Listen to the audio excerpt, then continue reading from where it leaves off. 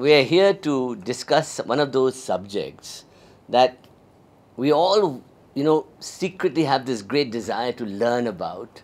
We all want to know about it, but there seems to be so many mysteries veiled around it, so much mythology, and is it Tantra, is it dark, what is it? Kundalini, the moment you say the word Kundalini, you're thinking gurus and, you're thinking of secrets and things like that. So today, I'm going to attempt, for the first part of our talk, to clear out some of those cobwebs and clear up the muck so that you can see a bit more clearly about what Kundalini really was about, what it was meant to be, how it is practiced, and those kind of things. And then I'm going to open it up to conversation. Thank you, Dr. Karan Singh, for coming. We have Dr. Karan Singh here, and we have a very advanced yogi coming who will also talk to us a little bit about this. And what I want to do is, how many people here have studied or read about Kundalini or practiced in some way? Okay. So a lot of you are first timers to the subject, is that correct? Yes? Yes. Okay.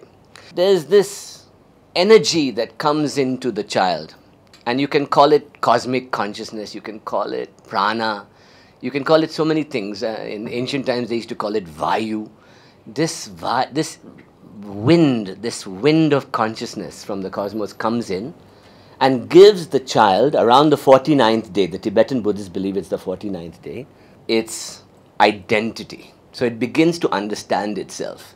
And there's a psychochemical equation which we'll talk about later that occurs. Then when the child is born and grows up and fully formed with spinal cord and brain and frontal cortex, that energy is not needed anymore for general survival. That's what M was saying. That energy is not needed anymore. So it goes and rests at the bottom of your spine, right? And it sits there. And it really, in most people, occasionally it gets activated, as he said, when you're passionate or you're seeing a beautiful sunset or you're listening to bhajans and kirtans and you feel ecstatic, or you take hallucinogens and you have an experience. These are little spurts of that, coming and awakening a little bit. And when that happens, you feel, there's something more. There's something beyond this ordinary life that I can tap into. But how many of us actually go and pursue that? Right? The promise that the Indian yogis discovered, and you'll see that it's even more ancient than that, was that you can actually wake it up through a process, and the end result is an extremely super conscious bliss state, right? Which all of us have heard about, we've all thought about. This ultimate happiness, ananda, bliss. This state, and this is what the purpose of yoga is, and we'll be talking about that. But the Kundalini is that energy. So, in the basic Hindu philosophy, there are three circles that represent the human body and the cosmos, right? And these three circles, the bottom circle is the earth component. We are our matter, we are animal, we are the base elements that make the nature of the universe come into being. That is also called Bhu, which is Bhu, Bhuva, Swaha. This is also the potential consciousness, the potential within man to rise up, right? And this bottom one is also known as Brahma Granthi, Ganesh. We worship Ganesh with it. We worship Saraswati with it. This is that part. It's also Brahma. Brahma is here. The creation of worlds, the creation of consciousness, beginning of consciousness. The human being sits in the middle. He is the self, the Atma, this conscious being that sits in the middle, which is the Vishnu Granthi. And the goddess we worship there is Mahalakshmi or Vishnu. We worship there. And that is represented by which part of the body? The heart, right? The heart. And that is the middle axis between earth and heaven. So if you think of it, Bhur, Bhuva, Swaha, right? Bhur, Bhuva, I'm in the middle. And the top part is what we can call Shiva, which is consciousness, super consciousness, the ultimate state of universal consciousness. Imagine that I am conscious and aware of you, but imagine I am conscious and aware of everything. I am everything. That super state of consciousness is the third part, Swaha, which is the bliss part.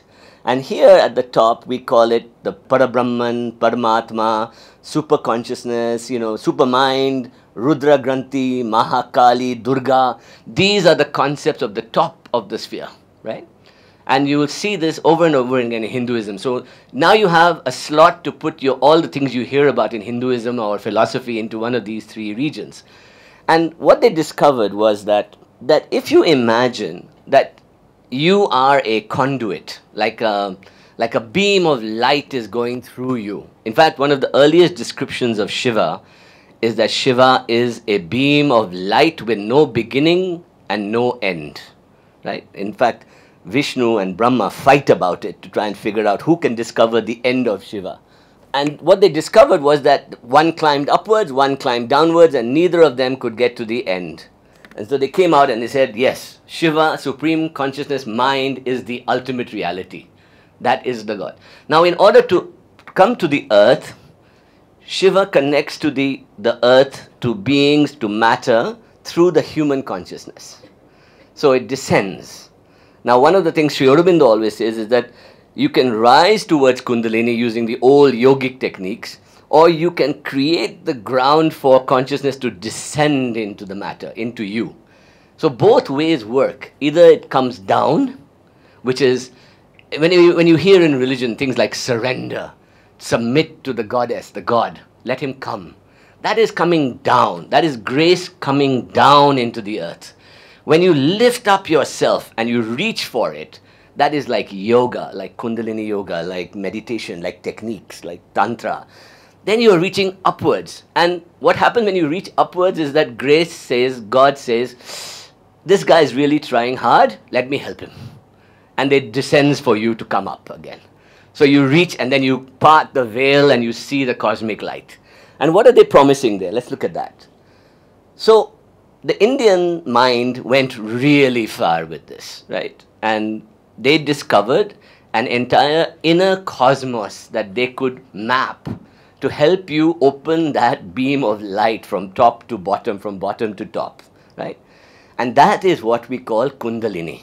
This raising from the lowest part, the Muladhara, which is the connection to earth, right through to the top, which is Sahasrara, which is the portal into super consciousness, right? So the human body, and this is why we do this yogic pose, is to tie and bind the body so that we can breathe and lift Muladhara from where Kundalini is dormant at the bottom, up through the chakras into the top part, right? So all the practices, whether it's bhakti, whether it's tantra, whether it is bij mantra, whether it is breathing, all are meant to awaken this super consciousness in you. I'm going to talk about the history of Kundalini a little bit first, and I want to read something from one of the two of the 108 Upanishads, which were the Vedanta. Everybody has heard about the Upanishads here? Yes? Anybody doesn't know what the Upanishads are? No? So the Upanishads were a series of treatises or teachings by seers done after the Vedic period, the first Vedic period of the Rig Veda and all, which was to discuss the human condition, the human spirit, the soul. And all their dialogues are about the Atma, the soul, the Brahman, the source of the soul. Where is the mind going? What is the consciousness about? So they had these beautiful dialogues about the same time as the Buddha and Mahavir and people like that. There was this great dialogue going on in the northern forests of India, which came to be known as the Upanishads. Upanishad literally means to sit near and listen.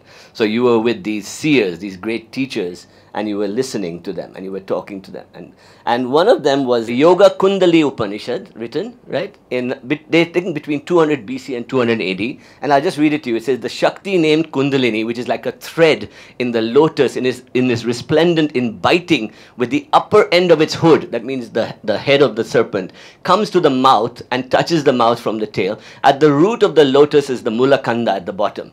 Taking hold of its tail, you grab it, and with its mouth, it is in contact with a hole in the spinal cord, Shushumna. And if a person seated in Padma posture, having accustomed himself to the contraction of his anus, makes his Vayu, Prana, Vayu, go upwards with the mind intent on Kumbhaka, then Agni comes to Svadhisthana, flaming, owing to the blowing of Vayu. From the blowing of Vayu and Agni, fire and air, the chief Kundalini pierces the Brahma Granthi, the Vishnu Granthi, and then Rudra Granthi after that. And all six are active. And then Shakti, which is that energy, comes to embrace Shiva. And in Sahasrara they unite. Right? This should be known as the highest avastha, and it alone is the giver of final beatitude. Now these teachings are ancient, right? They were actually codified probably around the 15th, 16th century with the Hatha Yoga Pradipika and Tantra writings and things. But the original writings are very much from that period. Thinking was very much from that period. There's another one at the bottom. And all of you will recognize these four yogas. Yoga Shikha Upanishad is about 200, it's again the same period, not 200 AD, but same period. That there are four steps in this journey of the yoga, of the Kundalini Yoga, which is Mantra Yoga, Laya Yoga, Hatha Yoga, and Raja Yoga. Right? Now these later became all the yogas we know now.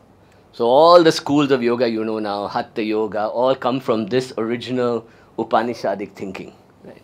And Laya Yoga is the one where Kundalini lives, most active, because Laya is about willfully creating the ground to lift that energy up and ask the goddess to come and pick you up and take you to Shiva, to become Shiva. So this is where Shaivism, Shaktiism, Tantra all come from, Laya Yoga. So all of you have heard of Babaji and Kriya Yoga, right? All of you have heard of that. Kriya Yoga is from Laya Yoga, right? Kundalini Yoga is from Laya Yoga. So Laya Yoga is the name, in case you've never heard it, of the yoga of lifting up your Kundalini. This is a classic image of Kundalini. They say that it is like a serpent coiled around a little linga at the base of your spine, a little bowl at the base of your spine, in the Muladhara, 3.5 times. And once it opens, can you see? Once it opens, it will start climbing up the spinal cord. Right? This is what it looks like. These are some of the representations done in mythological, in Indian art. So if you ever see the serpent, in any culture you will see the serpent.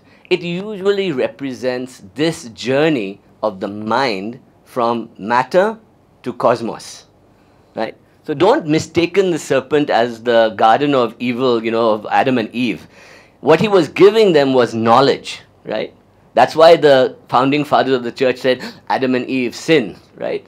Because knowledge was considered to be something that wouldn't let you live in the world. You couldn't be a good human being. You couldn't be a good father or a good husband or a good job employee. You end up, you know, thinking only of the divine, right? So they knew that, and that's why they said the serpent is evil, because it gives you knowledge, right? So the serpent has always been throughout culture, and I'll show that to you in a second. The second part is that once it starts rising, it starts at the bottom of the spine, then two serpents in mythology go up.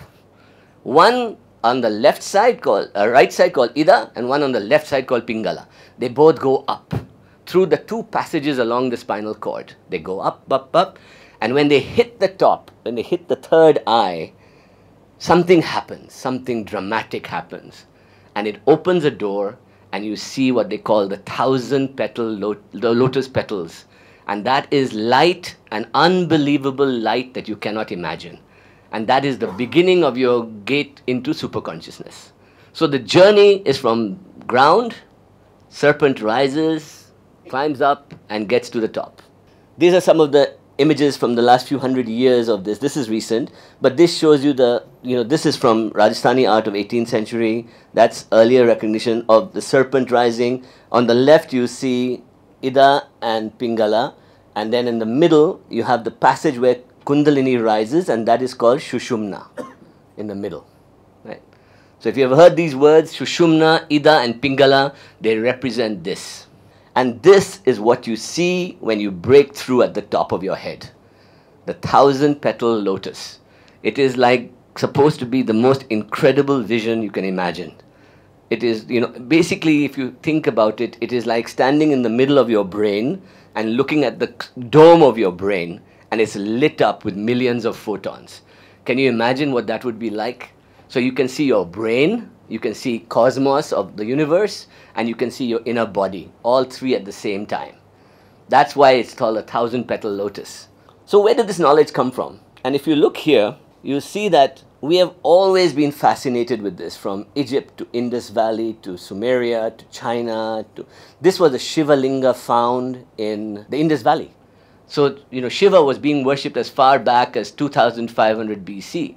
And Shiva is the god of raising Kundalini. He is the consciousness that sits at the top waiting for you to come. What was this original knowledge? And the ancients discovered a few things. One is that they correlated spiritual experience with the pineal gland. This is the eye of Ra, and it looks exactly like the thalamus, the pineal gland, and the pituitary gland area of the brain. This one, and I'll show you in a minute. This is the yin and yang image of Chinese art, which is the dragon or serpent eating its own tail. It's called the Ouroboros, and it means basically that you're creating a circuit that is the cosmic circuit, which gives you beyond duality. Between yin and yang is the third, which is the absolute consciousness. Then you have, in Indus Valley, you have a yogi type king sitting in posture, and on the top of his head is two serpents, it looks like, or it could be horns of an antelope, but many think it's serpents coming and touching at the Kundalini here, at the top of the head, the Shiva Linga.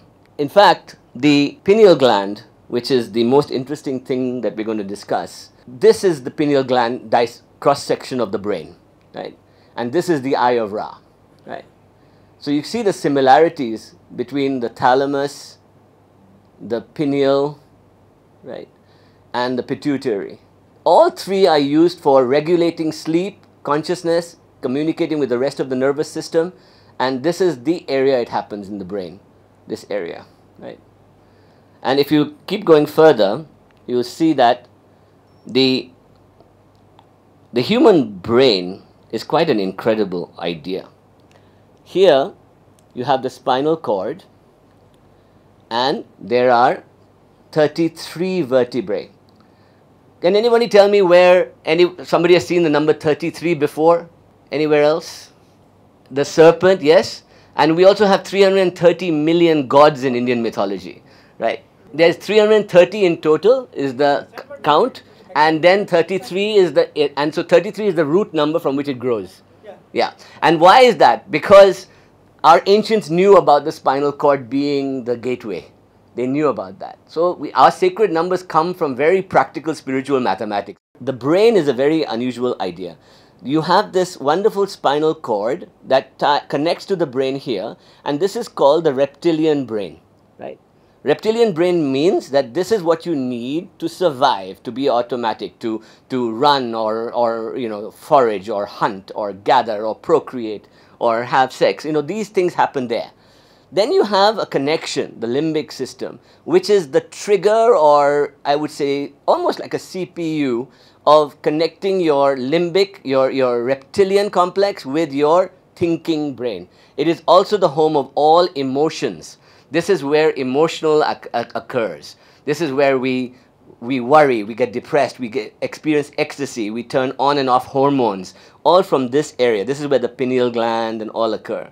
And at the top of the brain, which is the only human beings really have this huge frontal cortex, which is this cortex, the neocortex. This is where all our reasoning, our thinking, our imagination, our creativity occurs, right? So they discovered very ancient times that you could turn on the pineal gland, right, and do something here, right, through breathing, through control, or through hallucinogens. They used to take hallucinogens to do it, right, a lot of them. And they also somehow figured out the connection between the entire system from the bottom to the top and the brain, right? So our ancients were really doing a serious scientific examination of psychology. And recently we have discovered in the last 10-15 years that what happens is that not only does the spinal cord release different hormones along it as you trigger it. So if you trigger it in different ways, like say Kundalini or drugs, you will get different experiences of different parts of the spine, right? But at the top of the spine, at childbirth, during gestation, and at the coming of ecstasy moments, a chemical is released which goes into the same area as the pineal gland, right? Comes out of there, called metatonin, which is also known as, which has contained something called DMT, right? And DMT stands for dimethyltryptamine. It is, and anybody who has taken DMT directly experiences what? They experience ecstasy, they experience light, they experience intelligent beings, they experience body electric, tremendous feelings of surges of electricity to the body. So those who have taken the drug, and you get it from LSD, magic mushrooms, ayahuasca, those kind of drugs, get those bursts of that sudden ecstatic experience that we get from Kundalini as well. So DMT was the molecule they found that creates that stimulation in you, that creates that stimulation. Now, I'm going to take you back a little bit. This is from 2500 BC Sumeria. It's called the Caduceus of Gulash, this one, right? This was a famous goddess worshipping culture. They worship the goddess, right? And if you count, you got 1, 2, 3, 4, 5, 6, 7, right? 2 serpents intertwining, meeting at the head. And on either side is two creatures that are half leopard, half, they think eagle, but they also think it's vulture. And both are holding up the Ida and the Pingala. And through the middle rises, and then at the third eye, we have connection, which is very Kundalini. This is totally Kundalini knowledge. That means it wasn't called Kundalini, it was called something else. This is from Egypt. This is the staff of Hermes Trismegistus, or Hermes, also known as the staff of thought. And this was, again, the serpent meeting at the top, and there you have the Sahasrara, right, opening up, right. This is from ancient Egypt, from, I think it's Tutankhamun's tomb. They found the serpent crossing and looking at a pine cone. And a pine cone in mythology is a symbol for the pineal gland. Right? That's why the word pine, pineal, pine, it's known, it looks like a pine cone, the pineal gland. So here we have the comparisons. And more recently, for those who love these conspiracies, there is the eye of consciousness at the top of the pyramid, which is the human body sitting. And there is the third eye opening. And there in medical science, we see the staff of Hermes used in medicine today, completely, you know. So, and this is an interesting picture because there is man fighting off death, achieving immortality, right? He's fighting cancer at this center, but it gives you a good metaphor and a message. So we have sublimated, the word is sublimated, this mythology into our everyday practical lives in some way. Right. Okay, even in Buddhism, this is Tibetan Buddhism, they also studied the Kundalini very carefully. They have a whole structure of gods and goddesses, which is also in Tantra. By the way, I'm not going to talk about Tantra today because that deserves a whole day by itself. I'm going to focus on Kundalini today. This is what they call the beatific vision of St. Francis. This is an image drawn in the 13th century by an artist in Europe of what it was like to meet God, to enter heaven. Right, and as you can see, it's very similar to the third eye Kundalini opening. So here you have the center, the source, light like you cannot believe, and around it are all these, we call them lotus petals. Here there are angels and ancestors and beings floating around, right, giving you, supporting you in your journey. So as you're going, the seeker travels towards the light and is helped by all this intelligence. Swami Vivekananda wrote on it, according to yogis, there's the nerve center in the spinal column called Pingala and Ida, and a hollow canal called Shushumna running through the spinal cord. And at the end he says, when it reaches the brain, the yogi is perfectly detached from the body and mind, and the soul finds itself free. Right? So this is the hidden knowledge of Indian wisdom. In 1919, and then again in 1922, a British Indian who had been born and brought up in India, working for the East India Company, was a famous Sanskrit scholar, and he called Woodruff, Sir John Woodruff, and he translated the Tantras for the first time, and it was not known publicly what Kundalini was, right? He published a book about Kundalini that set the whole world on fire. It was a bestseller in England, in America. every yogi that ever left their home and went to become to the mountains started reading this book. This book, if you ever get a chance, is worth reading, but it's very complex, but it's a good book. Sri Aurobindo was one of the great, what we call integral yogis. He taught a Kundalini Yoga that was integrate everything, all the aspects of yoga into one group, right? And he wrote in his famous poem, Savitri, that broke into the cave where coiled world energy sleeps and smote the thousand-hooded serpent force. That blazing tower and clasped world self above joined matter's dumbness to spirit's hush and filled earth's acts with spirit's silent power. Basically he's saying that by striking that energy, grace comes from above, hits the energy in the Kundalini, and it rises up. And it goes up, up, up, up, and spirit's silent power has filled the earth's act. So in the last century, in the 20th century, many great teachers actually continued the Kundalini tradition actively. Meaning, a lot of teachers included Kundalini in their teachings but never taught it as a dedicated science, right? These people did, right? And Yogananda, definitely, he taught Kriya Yoga, which is a form of Kundalini Yoga, right? Pandit Gopi Krishna, who Dr. Karan Singh knew very well, and we can talk a little about that later, was he started the Kundalini Research Foundation. And in the 1960s and 70s, he took it around the world and he wanted to scientifically show what Kundalini can do, right? And he had his own awakening at the age of 34. Amazing books to read. You should read them if you get a chance. Nirmala Devi started a school called Sahaj Yoga, which is very, very strong Kundalini Yoga, if you ever look at it, right?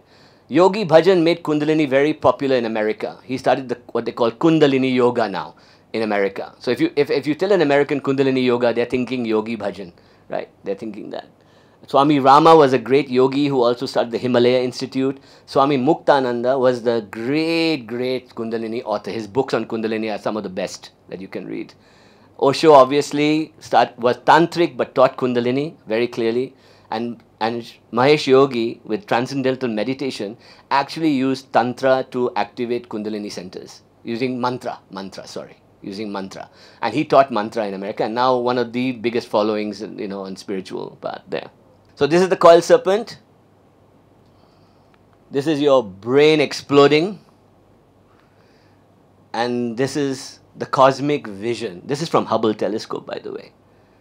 And it's funny because most of the visions of people who have had Kundalini experiences looks like this, So there must be something that we are opening that gives us a clue into cosmos, into universe, right? In fact, a lot of the visions of Kundalini and DMT experience are very similar to both cosmos and DNA level in the molecular quantum level almost. So think about it. We are able to visualize from nothing to everything, just through our own bodies and our imagination. So how do I awaken it? I know all of you want to know that. There are a few ways I'm going to talk about a little bit about them. The first one, which is the most popular in India, is called Shakti Pot. Everybody heard of Shakti Pot? Yes? Yeah. Shakti Pot means that you go to a guru or an awakened siddhi, awakened Kundalini yogi master, and first of all, you're in a trance state with him. You go into a state of ecstasy. You don't know why. You're in meditation with him and you're feeling ecstatic. Your heart is pounding. And yogis who have practiced siddhis have that ability to spread that energy. They can spread it to you, right? And Shakti Pot means that he then or she gives you that energy as a gift and becomes your guru. This is how the guru culture starts, right? And the guru here means that somebody gives their Shakti to you to help your Shakti rise up, right? And then eventually the idea is that after a while you become your own guru and you stop following the guru. But that doesn't happen in India. We keep going. We keep following the gurus, right? So the idea is to wake your own Shakti up. But you do it with a teacher, a guru. And that is the most popular and common way to do it. And especially with Kundalini, which can cause problems if you're not careful, it's good to have a teacher around who can advise you on these things. I have had teachers and I appreciate that completely. By the way, everybody know who this is? Sri Ramakrishna. He was the great born awakened soul, right? Who taught Swami Vivekananda everything, right? Gave him his Shakti Pot, gave him his knowledge, right? And there were living masters in the last century, like Ramana Maharishi, or, so many. Then entheogens and hallucinogens also awaken Kundalini in different parts, right? So you can take LSD, ayahuasca, but they're not long lasting. You have to keep taking them. And it's not something you should rely upon. It's not ideal. Ideally, you want to cultivate your own Shakti, right? This is good to see what it should be like. So if you ever want to catch a glimpse and you are tempted to try it, it's only for that purpose. Don't get hooked on it. Bhakti, devotion and dance. This is proven ways of ecstasy. Like if you go to a Hare Krishna ISKCON temple and you start chanting Hare Krishna, I promise you within 15-20 minutes you will start feeling wonderful. Your heart will be vibrating, you will be ecstatic, you will feel, my God, this is the truth, I have to do this, And this is true in Kirtan, Sangeet, Mirabai, Kabir, any of those following, any bhakti tradition is a very good way of exciting Kundalini, but it's not long lasting. You have to continue to pray all the time, and eventually some people cascade and go into the realm, like Mirabai. Not everybody, not everybody. But you feel good when you do it. Your heart explodes. Then rhythm, breathing and movement also is very popular. If you go to Kali Puja, have you ever, anybody been to Kali Puja and heard the dholak play? My God, you just go into an ecstasy, and that is Kundalini Rising also, right? And then there's severe austerities. This is a statue of the Buddha almost dead, emaciated from fasting, right? It's an extreme example, but if you fast, if you sit in dark caves, if you hide yourself away from the world and you meditate on the mantras and the beads, you will awaken Kundalini in some way. Right? So the other ways are, which are successful today and worth pursuing if you want to go this route, is Kundalini Yoga, which is Yogi Bhajan in America and other schools. Kriya Yoga, which was started by Lahiri Mahashai and Babaji, taught by Yogananda, now many other teachers around the world. Sri Vidya, which is Tantra, which is Shaktiism, the worship of Devi within the body, right? So all these nadis, these chakras, right? We call them goddesses. They are goddesses, right? Each one. The heart is Lakshmi, the base is Saraswati, the top is the throat is Kali. As you get to the head, you're in Durga. And you can actually elaborate and get into 108 names of the goddess, using mantra, using japa, using yantras, the Sri Chakra Meru, the images, using mudra, the hand gestures. These are all very elaborate ways of awakening Kundalini, and they exist. They are very good. But they require like a PhD program for yourself. Sahaj Yoga is the one which is very popular Kundalini Yoga school, taught by Nirmala Devi. She died, but her school continues, and it's a good school. And Kashmir Shaivism, which is Panchastvi, is very good, which Gopi Krishna was a pandit of, was a teacher of, and it's still active today. There are not some great teachers still around, and this is direct connection to Kundalini through Shaivism, through Shiva. But the best way is to sit, to breathe, and to learn the technique of lifting up your Kundalini yourself and opening yourself up to grace coming from above. That's the best way. So, before I start into some of the practical stuff, I'll just take you to the Ida and Pingala, right? Here, this is rising. So, you have an Ida on the right side, on the left side, and Pingala on the right side. It's related to your left and right nostril as you breathe in. So, one of the first things you do in Kundalini is you learn to breathe and sit, right? So, you have to make the spine as supple as possible. So, Hatha Yoga is very good for this. There are other yogas, Kundalini Yoga, other yogas that you can try that let you make the spinal cord supple. And the reason you sit in Mula Bandhasana or this sitting is that you're trying to stay completely still for as long as you can, right? So, if you can't sit like that, sit on a chair. It's okay, right? Then, as you activate the breath on the left and the right, you start creating a current here, like this. And eventually, from the Muladhara, a current will rise up the middle, Shushumna, which is the beginning of Kundalini rising. And you can feel it sometimes. I mean, give it a try right now. Suck like a whistle inwards. And feel that rising air, Vayu going through you. If you try that, it is quite amazing. After a while, you will see that there is this middle path that you can take. Right? The left and right nostrils are very important, and you will learn techniques of breathing. The Ida is the moon, Pingala is the sun. It's a duality. You're dealing with left and right. And then Shushumna runs through the middle of the spinal cord and is called the Brahma Nadi. So this is the entire cosmos. I'm going to just play you something and I'll go through quickly the chakras and then I'll wind it up right now. Just bear with me. And then we'll open it up.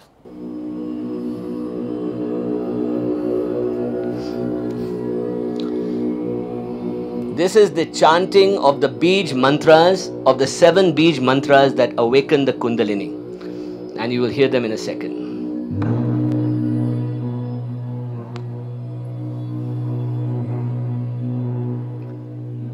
So the first chakra is Muladhara, which is at the bottom of your spine. The color to meditate on is red. The Bij mantra is Lam. You can hear it. Lam, Lam, Lam. Then this deals with the anus area. So you're focusing on clenching the anus and you're lifting Kundalini up. Right? That's basically you're asking Kundalini to rise. Kundalini Uthana. Kundalini Uthana. Muladhara Uthana. Muladhara Uthana. You're asking it to rise. And by breathing and pointing your vision to the tip of your nose, while you're asking it to rise and clenching your anus, you will start to feel the heat. Right? So as you practice it, you'll feel heat. And this is to do with nose and smell. So your nose is connected to your anus area. So those two are your circuit that you're creating. Right? Adrenaline, neoadrenaline. This is all to do with earth. This is to do with survival. This is to do with your base instincts. Connecting to the ground, being grounded. Right? So never start Kundalini without worshipping Muladhara first, your first chakra. Because if you start up here, you will start developing tendencies that have no grounding. And how will you receive 40,000 volts of knowledge suddenly if you're not grounded, right? Think about that. Lead is the material, Ganesh, Brahma, Saraswati. And I'll just quickly go through these.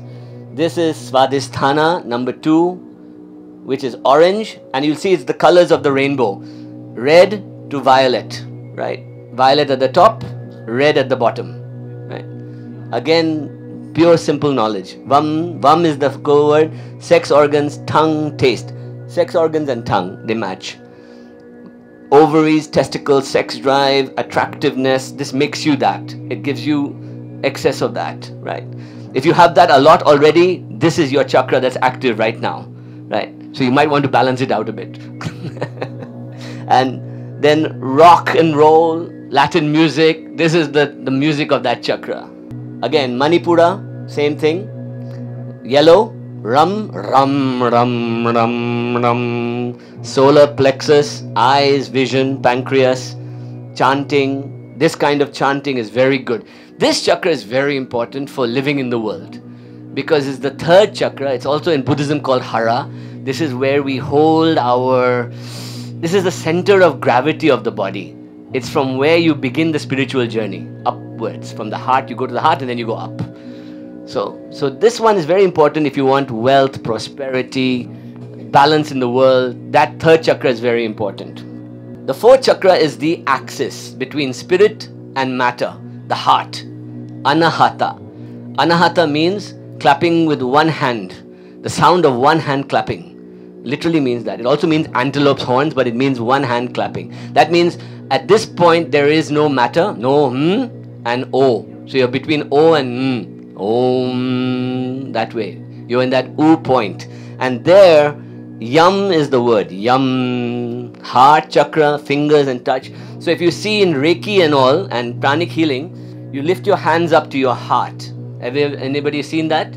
You lift your hands up to your heart. Why? Because the heart chakra activates the hand, right? So you can receive and heal through the hand if you practice the heart chakra meditation. This is all about immunity, blood cells, strengthening the body through, conquering disease, giving out compassion and love, healing the world, becoming a healer. The heart chakra is critical on that. Visuddha is the throat chakra, and that is to do with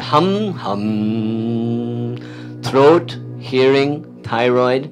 This is balancing the body. This is speaking. This is preparing the brain. This is the home of Kali. This is where Kali sits. Kali sits here, and the mythology is that Kali sits there. The symbol means that at this point you are knocking on the door of heaven and you're saying, please let me in. And Kali says, why? What have you done? You know, it's like the judgment of heaven. You know, you're there. And she stands there with her sword, ready to cut your ego off. And she wears the 50 garland heads around her neck, which is 50 heads of the Sanskrit vowel letters, the 50 sounds. So if you can utter the sounds, if you can say the word and say, I have let my ego go, she cuts your head off and you can enter the Rudra into Shiva. And that's what it means. High note singing, opera, high frequencies, ether, Shiva and Kali begin here. Sadashiva. Agya is the third eye, the pineal gland. This is where it's all going to wake up, right? And this is intuition and mindful knowing, sleep, consciousness, pituitary. It's pituitary, not pineal. Pineal is the last one. And here you have music of the spheres and Om, the sound Om. So if you want to meditate on only one sound, if you want to do only one, do Om. That's the one sound. Sahasrara, the ultimate crown, right here on the top of your head, right? On top of the head. Sahasrara is bliss. This is the beginning of ecstasy. You see the 1,000-petal lotus, you experience it, and this is where it all happens. Right? I'm going to show you a little video done by a very famous American artist called Alex Gray, which shows what Kundalini awakening would be like if you saw it inside. And the last thing I want to share with you is that here are some living schools that if you want to consider, and I'll talk about them when you ask me, if you ask questions, that you should look at, that would be worth pursuing if you want to be taught correctly, you know, and want to discover your own path, right? Sure, you can practice on your own, but be careful, because depending on your luggage and your blocks, you might open up chakras before they're meant to be open, and you might have to work downwards and start on the earth again and come back up, right? And I'll give you a quick clue that some of the symptoms of Kundalini awakening are that you will have heating in the anus area, right? You will feel ecstatic connection in the heart area. You will start feeling weight on the heart, right? You will start feeling like, you know, when you're watching something very emotional and you feel really heavy in the heart, that feeling, or when you're seeing a sunset and you feel open, that it'll start cultivating that. And you will also, if you focus on either the tip of your nose or the third eye, you will experience visions, right? And if you close your ears with your thumb and your eye, you will hear what they call the Indriyas, the sound of the 10 regions, right? Which is the rushing of water, the waterfall, the beat of the heart, all these sounds. And eventually you will hear Om, as if 1,000 people are singing in an Om chorus, right? If you try that, you'll hear it. So these are not it, these are milestones on the journey towards it. Right? Don't get caught up in them.